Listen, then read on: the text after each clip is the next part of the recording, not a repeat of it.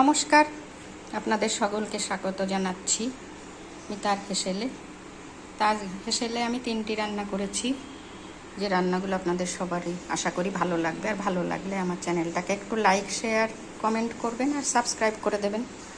তা আমি করেছি গাটি কচু দিয়ে কই মাছের ঝোল। গাটি কচু সিদ্ধ করে নিয়েছি, মাছগুলো ভালো করে লবণ হলুদ মাখিয়ে ভেজে নিয়েছি। তারপরে কড়াইতে একটু তেল দিয়ে একটু জিরে ফোড়ন দিয়ে গাটি কচুগুলো ভেজে নিয়ে লবণ হলুদ লঙ্কা সব কিছু দিয়ে জল দিয়ে দিয়েছি। এবার কিছুক্ষণ ফোটার পরে ভাজা মাছগুলো দিয়ে আবার একটু ফুটিয়ে ধনে জিরে ভাজা গুঁড়ো দিয়ে নামিয়ে নিয়েছি।